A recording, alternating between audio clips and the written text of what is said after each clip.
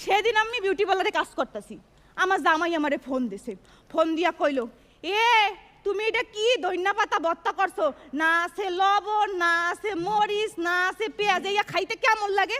আমি কইলাম, এ বেটা তুই ধইন্যা পাতা ভর্তা পাইছস কই? কে? ওই যে ডিমের পাশে ফ্রিজের মধ্যে লাল কালারের বক্সের মধ্যে আসিল।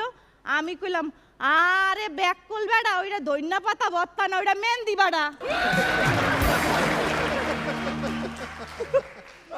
সেদিন এক বিডি আমার দ্বারা এসে মেকআপ করতে পারি আপু, হ্যাঁ আমি লাগাই দিলাম লাল কালারের লিপস্টিক, বিডি কয় খ্যাত খ্যাত লাগে। এরপরে বিডিতে লাগাই দিলাম গোলাপি কালারের লিপস্টিক, বিডি কয় ক্যাট ক্যাট করে। এরপরে বিডিতে আমি লাগাই দিলাম বাদামি কালারের লিপস্টিক, বিডি কয় আমাকে মরা মাংসের মতো লাগে। এরপরে বিডিতে আমি এমন জিনিস লাগাই দিছি, বিডি আর একটা কথাও কয় নাই, দিছি লাগাই সুপারগুলো।